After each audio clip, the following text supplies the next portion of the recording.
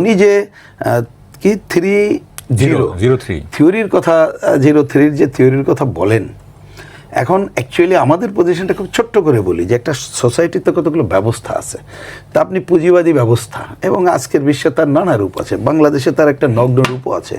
আপনি সেই ব্যবস্থায় হস্তক্ষেপ করবেন না আর এই 3টা ফল দেবে, আপনি বলেন কোথায় দিয়েছে? বাংলাদেশে ওনার তো 12 মাস হয়ে গেল, কোন পয়েন্টে ফল দিয়েছে আপনি বলেন? দারিদ্র্য দূরীকরণে কী ফল দিয়েছে? বলছে প্রতি 4 জনের 1 জন বহুমুখী দারিদ্র্যের শিকার, বেকারত্ব দিন দিন বাড়ছে। আপনি পরিবেশ আরও বেশি ঘটনাগুলো ঘটছে এবং এই যে সংস্কার আলোচনায় পরিবেশের কথা শুনে বলে এটা কোনো আলোচনার এজেন্ডাই নাই।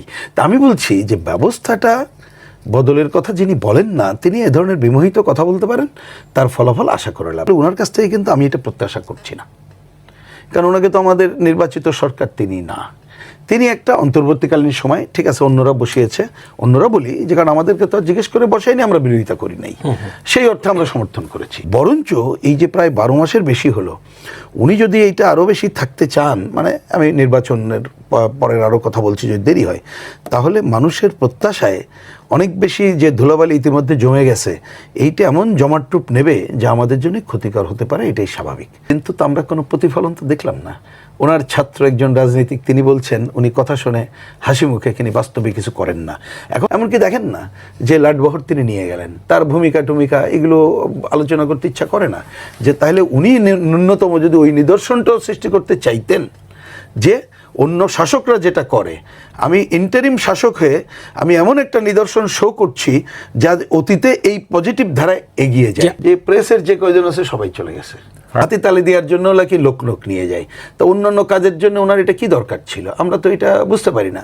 এবং যে উনি শেষে যে রাজনীতি 3টা দল এবং তাদেরকে যেভাবে সমবেত করলেন, এইটা নিয়ে যে ধরনের সমালোচনা, তাদের ভূমিকা অন্যটি নিয়ে হচ্ছে, এটা তো কোনো ভালো উদাহরণ হলো না। এটা তো ঠিক, তা সেই জায়গায় উনি অন্ততপক্ষে যেটা নিদর্শন সৃষ্টি করতে পারতেন এটা করলেন না, তাহলে এখন ওই কথা আসে আসলে বোধহয় উনি সেই ধরনের নিদর্শন সৃষ্টি করা পরিবার তো উনি বাদ দেন নাই। হ্যাঁ, তাহলে পরিবার তো উনি বাদ দেন নাই, ওনার একেবারেই মানে যারা ওনার চারিপাশে থাকে, বুঝছেন, আমি অন্য নামে তাদেরকে অভিহিত করলাম না, তাদেরকে তো উনি বাদ দেন নাই। তাদেরকে বরঞ্চ এই উপলব্ধি করতে হবে যে উনি যে উদাহরণগুলো সৃষ্টি করতে পারতেন কোনোটাই করলেন না। পুরনো খারাপ ধারাবাহিকতাকে প্রধান উপদেষ্টার অভিপ্রায় অনুযায়ী শব্দ উনি 3টি দলের কথা শুনবেন, তারা বক্তৃতা করবেন, তো এই হচ্ছে ওনার পজিশনটা। এবং তাহলে উনি যে ঐক্যের কথা বলেন, এ তো ঐক্য উনি ভঙ্গ করেন। এবং দেখেন ওই যে বিএনপি না হয় বুঝলাম যে একটা দল, বাংলাদেশের ভোটের বিবেচনা অন্যতম বড়, আর একটা তো মুক্তিযুদ্ধ বিরোধী দল, আর একটা তো হচ্ছে একেবারে নব্য এবং তার এখন ভূমিকা আমরা দেখি। তো এইটা তো উনি প্রথম দিন থেকে করছে।